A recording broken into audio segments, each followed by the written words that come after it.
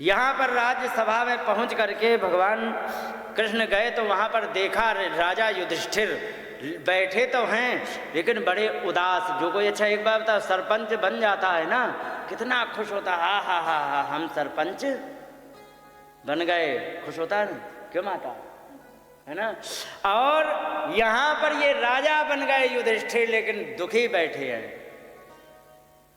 भगवान कृष्ण ने कहा आप राजा बनकर के दुखी क्यों बैठे हो।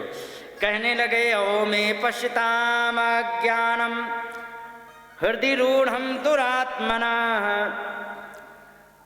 पारक्य देहस्य वयो में क्षणी रहता है।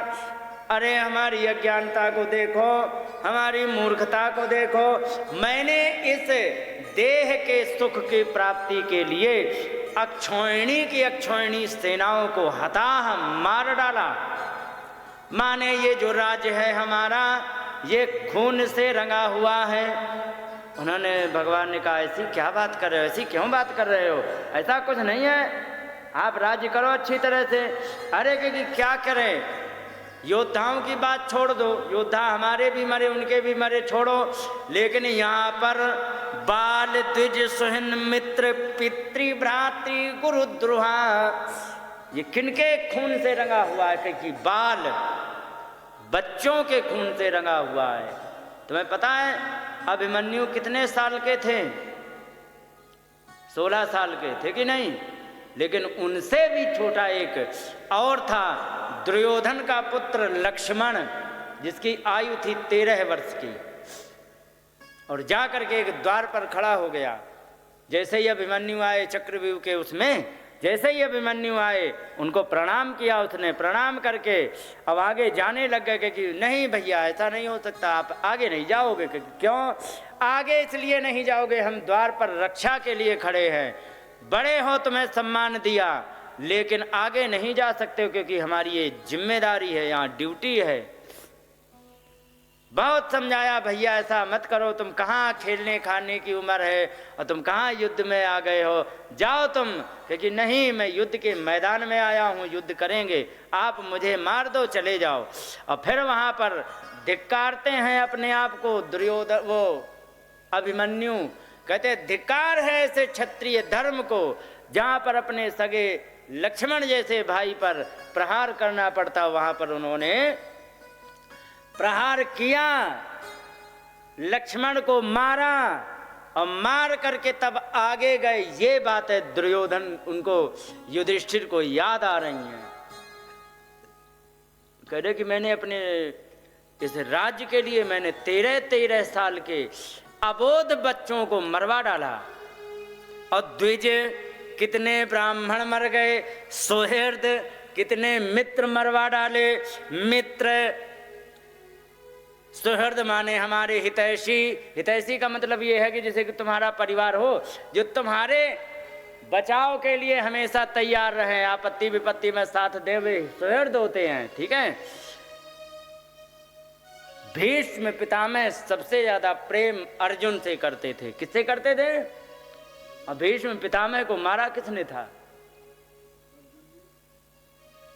यही बातें याद कर रहे। भीष्म पितामह जैसे सुहृद उनको मैंने मारा, और मित्र और पितृ हमारे पितर लोग थे, भीष्म पितामह पितर तो थे, और भ्रातृ भाई, और गुरुद्रोहा गुरुजी को छल से मारा। गुरुजी को मारने की बारी आई क्योंकि अगर जो किसी कोई कह देगा कि हमारा पुत्र अश्वत्थामा मारा गया उसी समय हम अपनी आत्महत्या कर लेंगे। और वहाँ पर जब जीते नहीं जा रहे थे द्रोणाचार्य, तो वहाँ पर भगवान कृष्ण ने एक नीति बनाई। क्या नीति बनाई?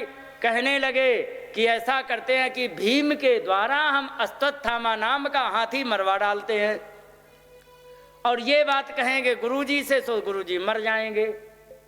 और ऐसे ही किया, अश्वत्थामा नाम का हाथी मरवाया गया, और मरवा करके गुरुजी के पास गए। अरे कह कि अश्वत्थामा मारा गया, अश्वत्थामा मारा गया। और गुरुजी जबकि विपक्ष में थे फिर भी कह रहे यदि युधिष्ठिर कह देंगे तो मैं मान जाऊंगा, जबकि थे विपक्ष में। इतना था। और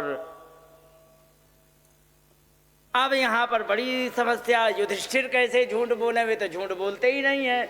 भगवान ने समझाया, सुनो ऐसा करो, तुम कह देना अश्वत्थामा हतः, देखो मैंने मार दिया ना, हाथी मरवा डाला, इतनी बात सच है, क्योंकि हाँ ये तो बात सच है, तो कह देना अश्वत्थामा हतः। आगे तुम कह देना नरो वा कुंजरः, हाथी मरा कि मनुष्य ये हमें नहीं पता है। उन्होंने कहा इतना तो कह दो, क्योंकि हाँ वहाँ पर जाकर के उन्होंने कहा अश्वत्थामा हतः, इतना कहा जैसे ही कहा नरो वा कुंजरः, हाथी मरा है या पुरुष यह हमें नहीं पता है। इतने में बजा दिया उन्होंने शंख, नरो वा कुंजरः दब गया। इतने में उन्हें पता लग गया कि यहाँ सच में अश्वत्थामा मारा गया और गुरुजी ने अपने प्राणों का अंत कर दिया। तो ये बातें उन्हें याद आ रही कि गुरुजी को छल से मारा। नमेस्त्यान निर्यान मोक्षो, हमारी नरक से भी मेरी मुक्ति नहीं होगी। जिस तरीके से हम राज कर रहे हैं निर्लज्जता पूर्वक, यपि वर्षायुतायुत, आयुत माने होता है 10,000, ठीक है, और अयुत गुणा, अयुत 10,000 गुणा 10,000 कितने हो गए सेठानी जी, पढ़ी लिखी नहीं है। 10,000 गुणा 10,000 माने 1 करोड़। करोड़ों वर्षों तक मैं नरक में पड़ा रहूंगा, फिर भी हमारी भी मुक्ति नहीं होगी। नैनम राज्ञा प्रजा भर्तु धर्म युद्धे बधो दिशाम, इतिमे न तु बोधाय कल्पते शासनम वचः। कहने लगे कि आप हमें ज्ञान दो कि धर्म के युद्ध में शत्रुओं का वध करना अपराध नहीं होता है, ये शास्त्र का ज्ञान दो। तो इतिमे न तु बोधाय, ये हमें ज्ञान कराने में पर्याप्त नहीं है। कल्पते शासनम वचः, तुम्हारे शासन का वचन मुझे ज्ञान कराने में समर्थ नहीं है, क्योंकि यथा पंकेन पंकाभ्याम तुरया वासुरा कृतम भूत हत्या तथैवैको न यज्ञर्माष्टुमर्हसि। एक बात बताओ माता जी, अगर जो कोई गमछा कीचड़ में, नहीं लोटा मान लो, कीचड़ में गिर जाए, ठीक है, और उसमें मिट्टी मिट्टी लग गई, और आगे देखा कि उसी नाली में पानी भी भरा है, तो आगे जाके उसी नाली में धो लिया। पानी में पहले तो गिरा कीचड़ में मिट्टी में, और फिर आगे पानी में उसी में धो लिया, लोटा साफ हो गया क्या? नहीं हुआ। लिखा है यथा पंकेन पंकाभ्याम, पंकेन माने कीचड़ से, पंकाभ्याम कीचड़ को कीचड़ से ही धोया जाए तो साफ नहीं होता है। दारू का घड़ा हो, किसका, आजकल तो बोतलें चल गई, लेकिन जिस समय भागवत लिखी थी तब ये घड़े चलते थे। दारू का घड़ा हो और सोचो कि अरे ये गंदा हो गया, थोड़ा साफ कर दिया जाए, तो दारू डाल के और तुम्हें लेके जूना रगड़ दो, धो दो, धुल गया। सुरया वा सुरा कृतम, मदिरा से मदिरा के पात्र को नहीं धोया जा सकता है। भूत हत्या तथैव काम, प्राणियों की हत्या करके और हम चाहें यज्ञैर माष्टुम अर्हसि, तो यहाँ पर यज्ञ से चाहें कि इस पाप को माष्टुम माने परिमार्जन कर दें, तो न अर्हसि, ऐसा नहीं हो सकता है। इसलिए आप जो हमें ज्ञान करा रहे हो भगवान, ये हमारे समझ में नहीं आ रही। तो यहाँ पर भगवान ने मालूम है क्या अंदाजा लगाया। एक बार बताओ माता, सपोज दैट आपको मुझ में श्रद्धा चमन्नी भर की नहीं है, ठीक है, ठीक है, और हम तुम्हें ज्ञान उपदेश दें, क्या तुम्हें शिक्षा समझ में आएगी? हैं? आएगी तो तुम्हें श्रद्धा है। ध्यान रखो, जिस व्यक्ति पर श्रद्धा ना हो उसका ज्ञान कभी, अच्छा एक बात बताओ, अभी मोटा उदाहरण, बहुत मोटा उदाहरण, कोई दारू पी के आ जाए तुम्हें धर्म का उपदेश देने, तुम क्या कहोगे? हाँ हाँ ठीक है ठीक है ठीक है, कल प्रवचन करना आके कहोगे कि नहीं? क्यों? क्योंकि दारू पिए वाले पर तुम्हारी श्रद्धा नहीं है। तो यहाँ पर क्या है कि यहाँ पर श्रद्धा क्यों नहीं? क्योंकि गुरु जैसी श्रद्धा नहीं है। हालांकि बात सही कहेगा दारू पिए वाला भी, लेकिन गुरु की जैसी श्रद्धा नहीं है। यहाँ पर क्या है कि भगवान कृष्ण है छोटे, किनसे? युधिष्ठिर से। और युधिष्ठिर को ही दुख हुआ और वे ज्ञान उपदेश कर रहे, वे जानते कि अरे हमारा छोटा भैया समझा रहा है, इतना ही समझ रहे।